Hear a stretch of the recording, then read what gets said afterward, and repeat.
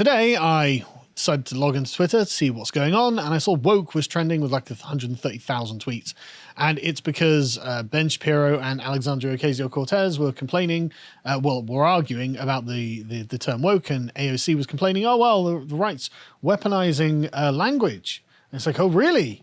Really, the right's weaponizing language? Well, what do you mean? Well, they've learned all of our dirty tricks, and now they're playing them. Christopher Rufo has, polarized critical race theory and frozen it in the minds of conservatives that it's a form of racist activism that seeks to overthrow the United States because it's a white supremacist project in their view, which is an accurate description of how they think of things. And so good, the conservatives have realized, yep, critical race theory is the main tool of evil that the left is using, and they're not happy about it. And they're complaining that the same thing has been done with the word woke, because of course this was originally a left-wing word to signify awareness of systemic compression. I can't prove it, and I've mentioned it before, but I'll mention it again. I swear on my life, it was actually a word used by 4chaners before the left did, and it was it would be "you're woke on the Jews," like that was the thing. And I swear it was in that neo-Nazi like phrase, and then it somehow jumped to the left, and then it became the mainstream of them. I think they may have picked it up from the left. Yeah, because the left certainly have been using this for quite some time. There's a nice pipeline between those two. So. There is indeed, and so it seems to focus around this article written by Alternet that was done. What was the date? It was like back in May or something this year, but it was posted out by a bunch of people, got picked up by a bunch of verified checkmarks, and there's a huge kerfuffle going on over it. But I thought it was actually a very interesting article, and it speaks to a lot of the stuff that we've been working on and what you need to be aware of. And I do think the conservatives need to start getting sharp on these issues, because the left has been weaponizing language, your language, against you, and it's something you need to know. So let's just go through what they're saying here. So they begin with right-wing operatives have recently mounted a campaign against the idea and practice of wokeness. The word has the pretense of a neutral reference, but is increasingly used to debase and belittle the underlying meaning of anti-racism and anti-bigotry. Similar rhetorical tactics have a long history in conservatism. They allow the GOP to obscure policy objectives while simultaneously evoking negative and positive emotions. Overall, the GOP benefits from imprecise language soaked with connotation.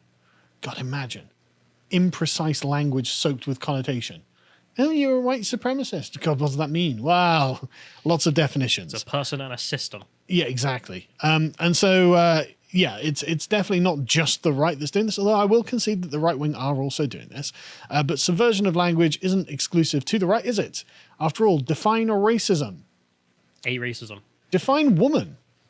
Define any of these things. I mean, one of the things that Kimberly Crenshaw and the other critical race theorists expressly say is that what we're going to do is expand language to mean things it doesn't mean. And in this way, destroy essentially the liberal understanding of the world. And this is what they've done. So they say, in the case of woke and wokeness, conservatives are undermining a positive idea with derisive figurative language. Well, is it a positive idea? That's a value judgment. If you don't agree with what wokeism is, then you don't see it as being a positive idea, do you? Consider a converse example in which Republicans advanced an ugly principle through positive framing, waterboarding.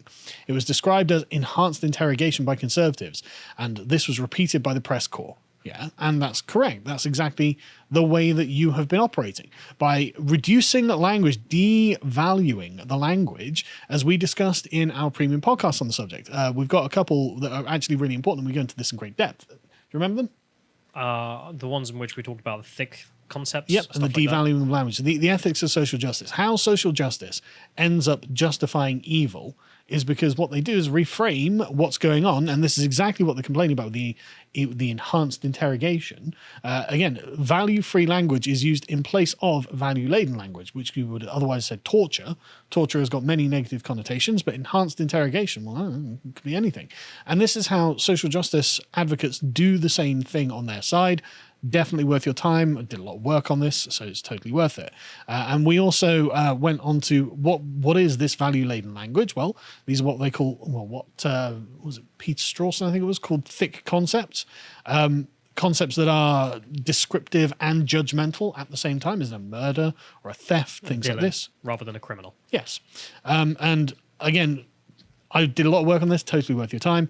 And this essentially means that what the combination of these two things is what we call ethical knowledge, which we can go to the next one. Again, like I said, we've been doing a hell of a lot of work on this, but I do think it is important because this will cover what I think you need to know about this subject in detail. And you do need to know about it because the left are definitely waging this war linguistically against you. They've been playing this game for a long time and they're very, very good at it. Conservatives are actually kind of immature when it comes to it. Oh, well, this waterboarding is enhanced interrogation. Okay, maybe, but that's not going to ruin society if you call waterboarding enhanced interrogation. But what will ruin society is if you define all like law enforcement as Nazism, which is what they're doing, right? So let's move on. Going back to the article. They say, words convey meaning in two ways, by denotation, the actual real-world reference of a given word or a phrase, and by connotations, the feelings they evoke. There is actually way more to it than this. You've got like implicature, metaphysics, idioms, and various other things that make language a lot more complex than just like the things you say denote something and the things the things you don't say connote something. But it's fine. For the sake of this argument, that's fine. The GOP systematically uses language that obscures denotation and advances connotation. As if the left-wing theorists aren't rife with this, right? Like the use of the term whiteness and white supremacy is done deliberately to obscure what is being denoted and to connotate references to the KKK and to the Nazis, right? They are using them to denote things that are not racial politics and to connotate that they are racial politics. For example, if you have like Republican patriots, the recent Virginia election of the lieutenant governor. Oh, well, she's a white supremacist. What, this black woman? Yes, because she supports the American Republic. Okay, what tortured logic are you using? Well, I actually know the tortured logic, and we'll get into it shortly. But there is no denotation in the American Republic that demands that it is for white people only. So calling it white supremacy is deliberately trying to connotate that it is racist against non-white people, which is surprising because the United States is really popular with non-white immigrants. They really like it. They like the idea of individual freedoms because, of course, none of this is about race. It's not a mistake on their part. It's a calculated move. They know what they're doing. So anyway, going back, they say the case of wokeness is not so different from enhanced interrogation. But in this case, the underlying denotation and awareness of social injustice, highly contested term, not an objective fact, not something that everyone's like, well, I mean, yeah, that is a blue table or whatever. Yeah, fair enough. But like you've got this different word to use. No. This is a highly contested term, deeply theoretical, and something on which there is no consensus, even within left-wing activism. But they say this awareness of social injustice is good, whereas the connotations are unfortunately negative. Again, good if you think that's good. If you don't think that's good, then it's not. Consider what woke actually denotes. The expression, the origin of the expression is unknown. Okay, maybe it is from 4chan. But references to staying woke in African American English can be traced back to Leadbelly's recording of Scottsboro Boys, a song about young black men who are falsely accused of rape. Recently, woke gained prominence during the 2014 Ferguson protests when it was used to signal an awareness of anti-black racism. Woke then proliferated online, where its meaning is broadened to describe anyone who is aware of systemic racism. Finally, the meaning shifted to encompass an awareness of bigotry in general. Now, lexicographers define woke as aware of, and actively attentive to important facts and issues, especially of those of racial and social justice. So this is a deeply subjective and politicized interpretation of any term, in this case woke, right? It's a partisan term in favor of a particular political lobby, because systemic racism is not some kind of objective, settled word, it's phrase. Racism is at this point essentially undefined, and whenever you press these people to define racism, they essentially give you a definition that means systemic racism. A great example would be the left's refutation that FBI crime statistics are systemically racist, even if it can be proven that every single murderer we have in jail is rightfully there. Yeah. Because 50% of them are black, therefore systemic racism. It's like, right, Yeah. but all of them did the murder. Yeah. All of the Hispanic guys we've got in there did the murder, and we proved it. And then, but then they expand, because the thing about systemic anything is that whenever you point to a position, you say, right, okay, this is the case. Well, they can just move the goalpost and expand the terms. Yeah. Say, well, okay, but the reason that they were in a position to commit these crimes is because of a racist history and blah, blah. You can trace this back to anywhere. and nothing is exempt from it. There's no particular But I point at think which you'd that stop. example also gets to a better definition as well, which is that, well, they're looking for equality of outcome in those crime statistics. Okay, so that's socialism on this basis. Yeah. And therefore, we can describe wokeness, I think, as Ash Sarkar better did, which is that it's Racial socialism. race, gender, class, socialism, all of them together. That's why it's able to go on a million different topics at once. Yeah, and again, like the very notion of racism there is dramatically different to the liberal notion of racism. The liberal notion of racism is it's based on intent done by an agent or an institution consciously. As in, you've said, I don't like X race, and therefore I'm going to discriminate or take action against them. If you don't agree with that definition, you can't agree with systemic racism. You know, if you do hold that definition, you don't agree that systemic racism exists because the institutions are not taking action on the basis that they're black. You can't point to the racist law. They're taking action on the basis that they've committed a crime, you know, and that's unique circumstances in each one. But anyway, this. Put simply, this is all purely a matter of interpretation. And what is considered social injustice from a systemic intersectional view has other interpretations because they don't believe in the concept of a colorblind institution. And they don't believe in the concept of a colorblind institution because they think that the standards to which the institution is held are considered to be white or black or whatever because of the framework of the systemic thinking born from critical race theory. Again, very particular kind of ideological position that is not just objective. We've done a lot of work on this. Again, on lotuses.com, we just do a huge amount on this sort of stuff because this is important. This podcast about critical race theory's overview, where it is, what it is, where it's come from, and what it intends, I think is most useful, but we're going to have more coming this week or next week probably by the time we record it. And so this particular left-wing view born out of, as they say, neo-Marxists, in Kimberly Crenshaw's estimation, is against what it is to be American. And they honestly view black people as not being Americans because they view Americans as being white. I don't agree with that at all. Anyway, return to the article. They say, so what wokeness denotes is overwhelmingly positive.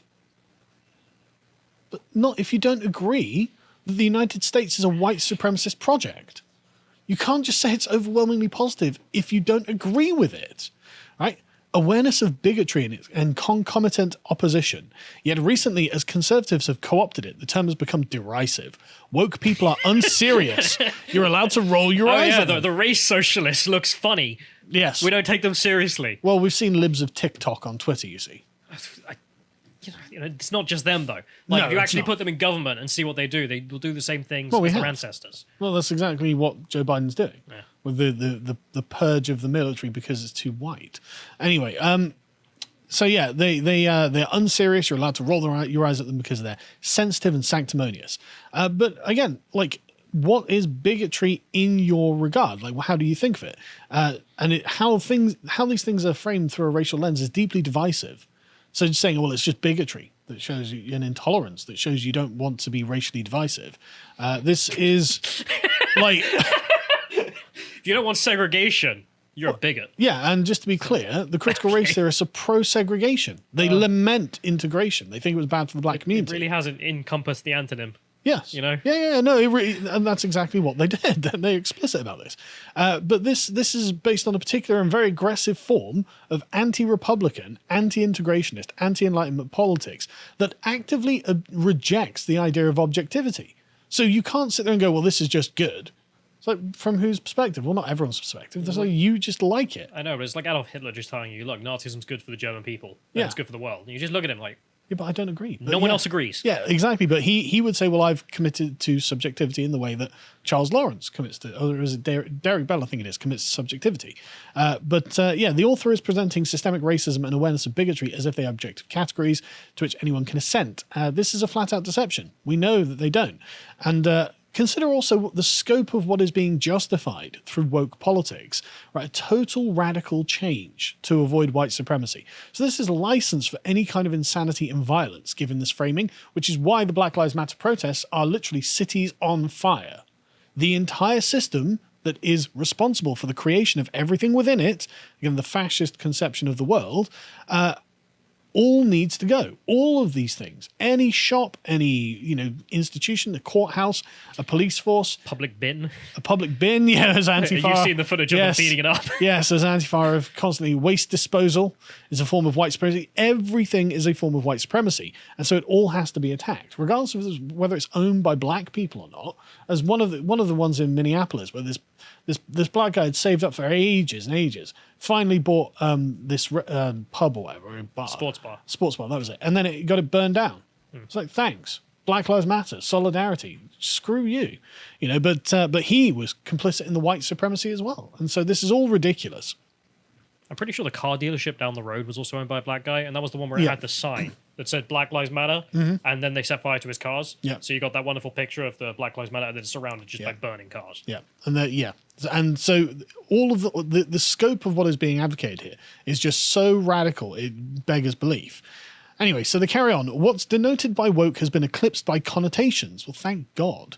Because the thing is, the connotations and the denotation are actually really similar. They just don't want to admit it. Well, I like this. So, yeah, okay, but you do still want to burn down the United States. Yeah, but I like it. It's like, okay, but I'm not wrong when I say that.